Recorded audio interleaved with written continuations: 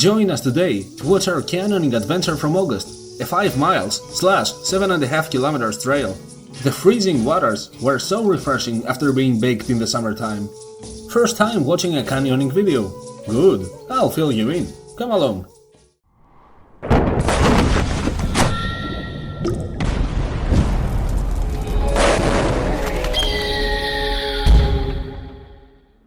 There is something special about seeing the big city getting smaller behind you. It's time to switch into our wild mind. An adventure awaits us, away from the comforts of home. The first day was spent by driving and camping for the night. The place was full of ferrets. Skipping 5 chapters forward, and it's time to get up. Good morning, everyone. The entrance for the canyon passes through a local village. Then we walked through the forest for a while, and soon after, we reached the starting point and prepared our equipment. We're at a high altitude up in the mountains, and will go all the way down through the freezing water. Below this tall canyon is the main river of the local valley, and on its shores is our camping site. But what is a canyon? Basically, a canyon is the trail where all the waters from a mountain or sierra gather, either from rain, melting snow, or moisture. Over the years, the water flow eats up the rocks and forms these hidden waterfalls. They flow in between tall cliffs, and in certain spots it feels like being inside a cave. These waters run down to meet a main river, so they're numerous, but only a few are interesting enough to cross like this. They're easy to spot from a distance. It's a snake-shaped crack in between mountains. Or, if it is a steep mountain, it looks like a straight line running all the way down. On both sides of the flowing water you'll find the most vegetation a location allows to grow. It's only natural, as all the minerals and water are gathered there. But your main path is always clear.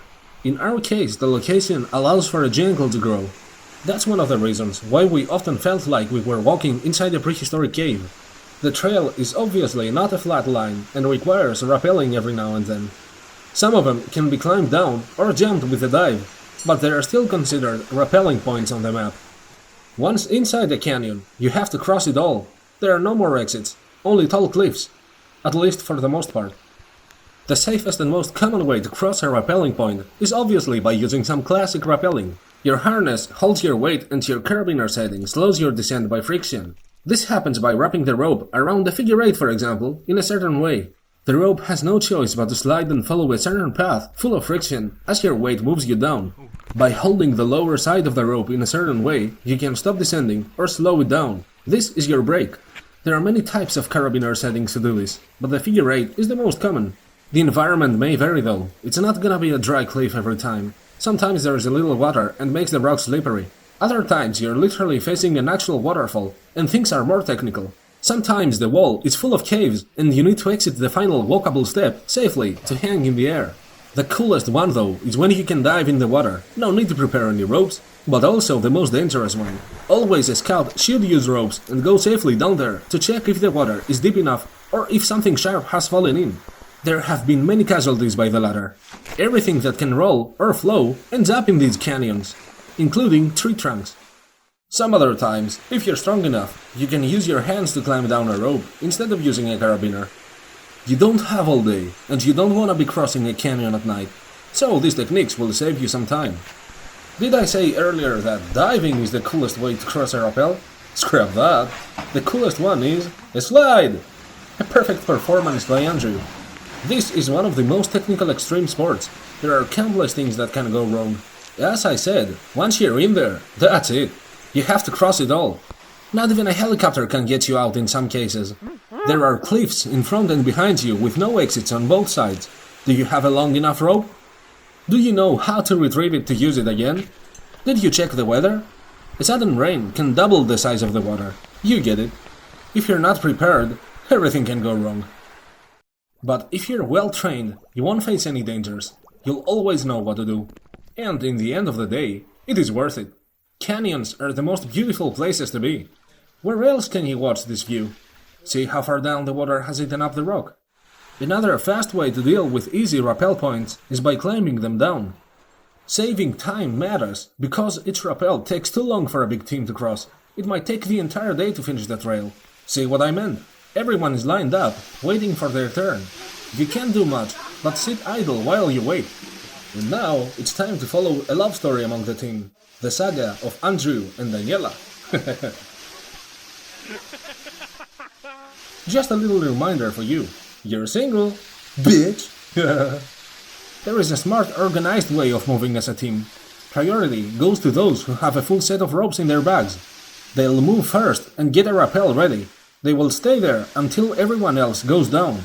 Then from first, they become the last, while the other guy with the ropes has moved on to the next rock. If they move fast and meet a queue, they skip past everyone to go first and repeat the process.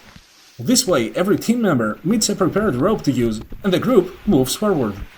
Another reason why you shouldn't take too long to cross a canyon is because of the cold. While moving, you're fine. But if you stop under a shadow while a waterfall is bombarding you with splashes, you'll start to get very cold.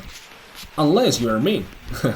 I wore wetsuit pants and only a normal t-shirt. It felt nice actually. The bravest of the team were underdressed, wearing only wetsuit shorts. Many got cold, and those who were fine made the others feel even colder. I'm built different, bro.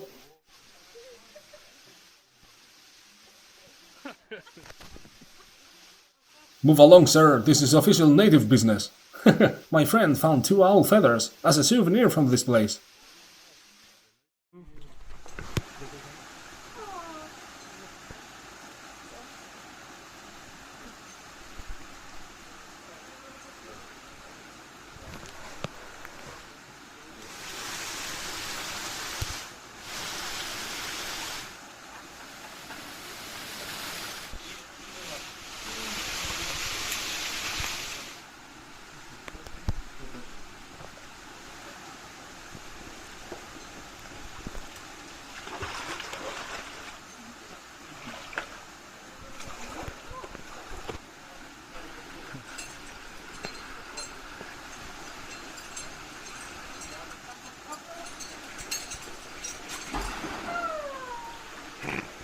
And after being separated for some time, because of the way a team moves, they meet again, and they lived happily ever after. The end.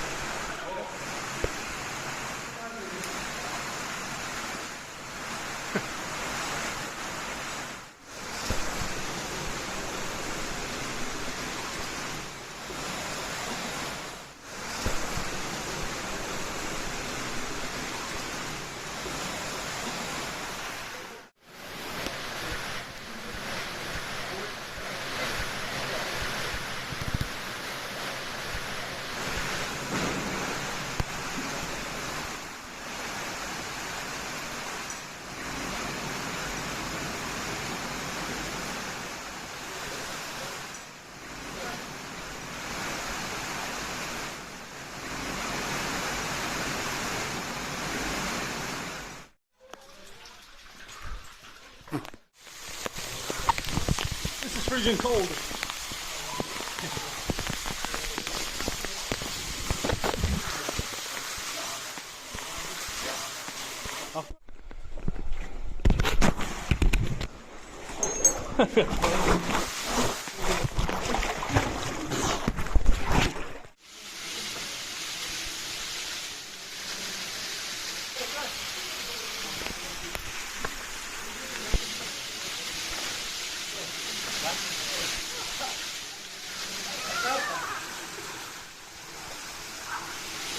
Time for you to see how a team instructor with a full bag of equipment retrieves the rope to reuse it later on.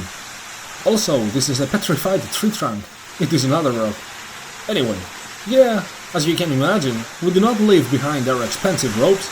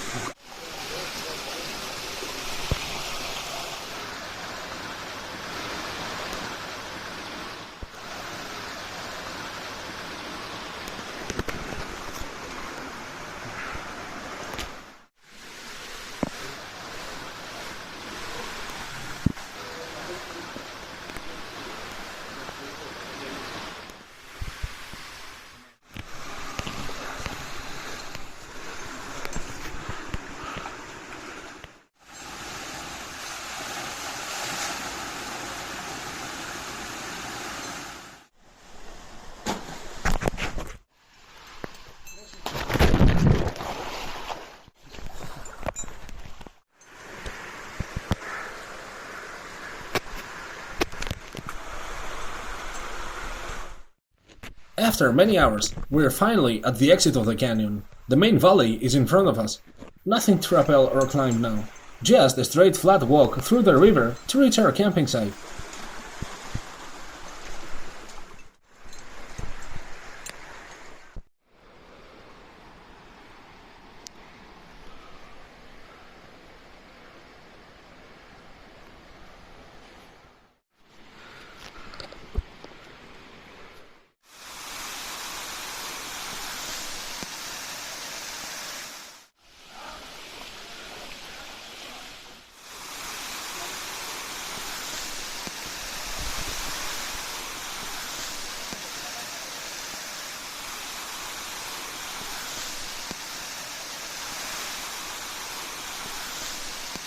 Everything difficult was behind us, and now we could finally play around carefree.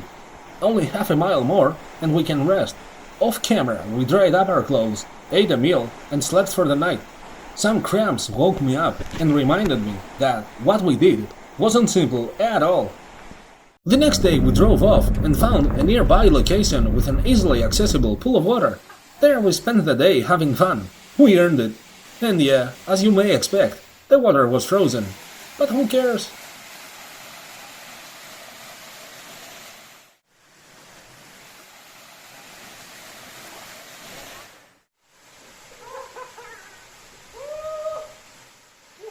The day ended with us eating a nice meal, feeding a kitty cat, and then driving home.